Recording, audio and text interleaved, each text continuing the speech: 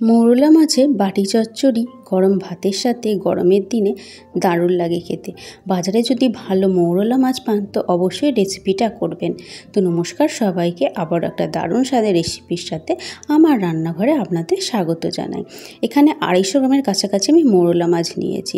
মৌরলা মাছগুলো সাইজে খুব ছোট ছিল, তাই ভেতর থেকে নোংরাটা বার করলে একদমই কিছু থাকতো না। সাইজে ছোট মাছ বলেই বার করিনি, বড় মাছ হলে অবশ্যই বার করবেন। এর আঁশটা খালি ছাড়িয়ে নিয়েছি, মানে ঘষে নিয়েছি একটু। নিলাম ডুমো ডুমো করে আলু, একটা বড় সাইজের টমেটো, একটা বড় সাইজের পেঁয়াজ। তারপর দেবো ঝালের আন্দাজ অনুযায়ী কাঁচা লঙ্কা, আপনারা আপনাদের মতো দেবেন। তারপর দেবো পরিমাণ মতো নুন, হলুদ, আর দেবো কালো জিরে আর সাদা সর্ষে আর কালো সর্ষে পেস্ট। 1 টেবিল চামচ সাদা সর্ষে আর কালো সর্ষে বেটে নিয়েছিলাম। দেবো ধনে পাতা আর দেবো সর্ষের তেল 2 টেবিল চামচের মতো। ভালো করে এবার সব কিছু মাখিয়ে নেবো, যাতে সব কিছুর সাথে ভালো করে মাখানো হয়ে যায় মশলাগুলো। মৌরলা মাছের বাটি চচ্চড়ি করব, তো অবশ্যই বাটিতে তৈরি করা দরকার, কিন্তু আমি এখানে বাটিতে তৈরি করব না, একটা কড়াইতে বসিয়ে দেবো। আপনাদের কাছে যদি কোনো গ্যাসে বসাবার মতো বাটি থাকে তো সেই বাটি করে বসিয়ে দিতে পারেন। তো ভালো করে সব কিছু মাখিয়ে নিচ্ছি, যাতে টমেটো পেঁয়াজ ভালো মতো একটু গলে যায়। চটকে ভালো করে মাখানো হয়ে গেছে। এবার গ্যাসেতে একটা কড়াই বসিয়ে দিয়েছি। এই কড়াইতেই করব। দিয়ে দিয়েছি অল্প পরিমাণে একটু তেল দিয়ে গরম করে নিচ্ছি, যাতে মাছগুলো না আটকে যায়।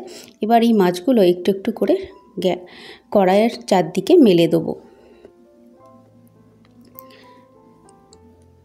কড়াইয়ের চারদিকে মেলে দিচ্ছি, এইভাবেই রেখে দেবো আমি।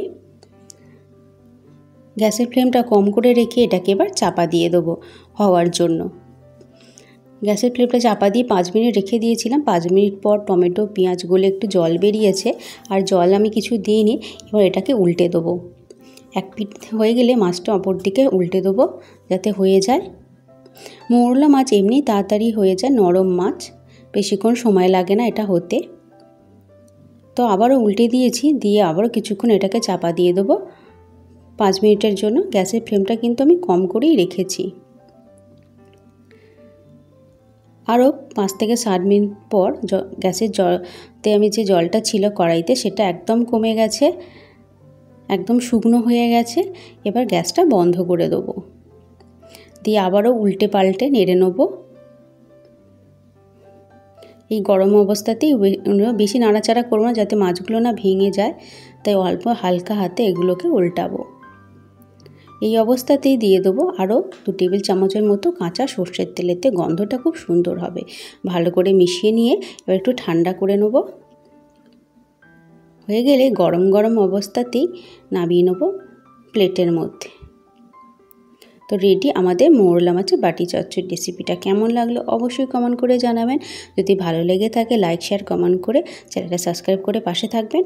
আর নতুন নতুন রান্নার ভিডিও বা রেসিপি পাওয়ার জন্য, ভিডিওটা দেখার জন্য অসংখ্য ধন্যবাদ। আপনারা সবাই ভালো থাকবেন, সুস্থ থাকবেন।